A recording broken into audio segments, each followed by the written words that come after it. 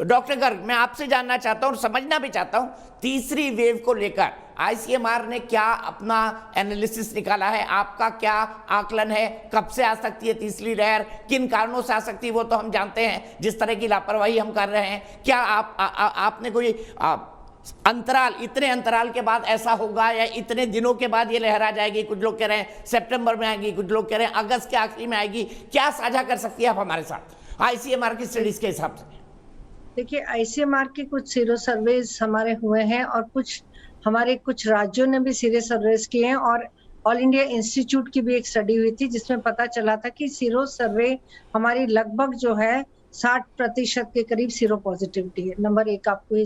समझना होगा। साथ ही साथ हमने 38.7 करोड़ लोगों को वैक्सीनेशन किया है। और दूसरा, हम देखते हैं कि आज की तारीख में अगर हम बात करें, अगर हमारे पास 60% सीरो पॉजिटिविटी है और करीबन हम अगले महीने से, जबकि हमारी वैक्सीनेशन की तादाद बढ़ेगी, हमारे पास में कोविशील्ड, कोवैक्सीन, स्पुतनिक वैक्सीन और साथ में हमारी जो है ज़ाइकोविड डी भी आ जाएगी और मॉडर्ना भी आएगी, और धीरे धीरे जैसे हम बढ़ते चले जाएंगे, मैं इसको इस तरीके से देखती हूँ कि 90 करोड़ जनता जो है करीबन, उसका अगर हम 80% वैक्सीन लगाएंगे प्लस साथ में सीरो पॉजिटिविटी भी हमारी रहेगी, क्योंकि जो इंडिविजुअल एक बार इन्फेक्ट हो चुका है तो जरूरी नहीं है कि उसको तुरंत ही वैक्सीन लगाया जाए। उसका अंतराल हम 3 महीने तक गवर्नमेंट के हिसाब से हम कर सकते हैं, और WHO कहता है कि उसको 6 महीने तक भी आप डिले कर सकते हैं, क्योंकि वो नेचुरल इम्यूनिटी है। तो वो भी हमारी हर्ड इम्यूनिटी में एक इम्पॉर्टेंट रोल प्ले करेगी।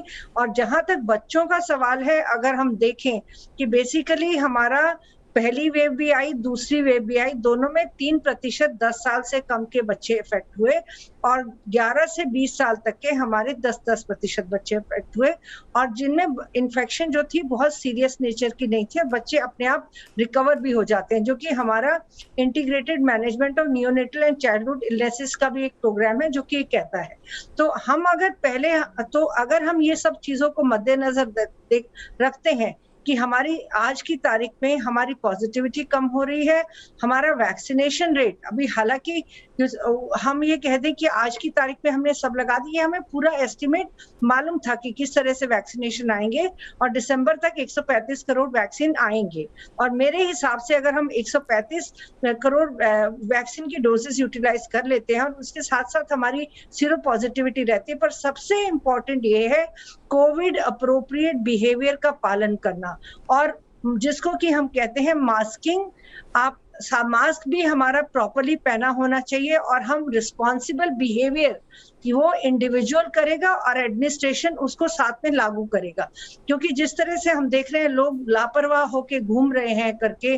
क्योंकि इंडिविजुअल्स को जो है अल्टीमेटली अपने आप भी एहसास होना चाहिए कि हम कितनी बुरी तरह से हमने सेकेंड लहर का हमने सामना किया। और यहाँ मैं आपको ये बता दूं कि ये लहर अगर जिस प्रकार से भारत में आई है, अगर अमेरिका या किसी और डेवलप्ड नेशन में भी आती, तो आपने बाकी सभी लोगों को सुना होगा, डॉक्टर देवी शेट्टी और उन सबको भी, किसी भी देश में इस तरह की क्षमता नहीं है इतनी लार्जर प्रोपोर्शन ऑफ पॉपुलेशन को मैनेज करने की। तो ये बहुत जरूरी है कि हम जरूर याद करें कि हम किस तरीके से, क्योंकि हमारा इसमें वो सबसे मेजर इम्पोर्टेंट वो है कि हमारी पॉपुलेशन बहुत ज्यादा है, हम नंबर्स में बहुत ज्यादा है, सिस्टम्स की ओवरवेलमिंग होना बेसिकली हमारी कंट्री के लिए एक बहुत बड़ा चैलेंज है। तो हमें ये देखना है कि हमें हर स्थिति में जितने हमारे कोरोना वॉरियर्स हैं जिन्होंने जान खोई है, अल्टीमेटली हम फिर से उस पे ना आ जाए। पहली वेव में हमारे पास में वैक्सीनेशन नहीं था, तो सबसे हमारा इम्पोर्टेंट जो सोशल वैक्सीन है वो मास्क है, और आज की तारीख में हम डबल मास्क की बात करते हैं, यानी कि मास्क को नाक के ऊपर और हम साथ में थोड़ी के नीचे लगाएं। दूसरा चीज ये है हम सोशल डिस्टेंसिंग का पालन करें, और सैनिटाइजेशन या हैंड वॉशिंग पर्टिकुलरली ये है।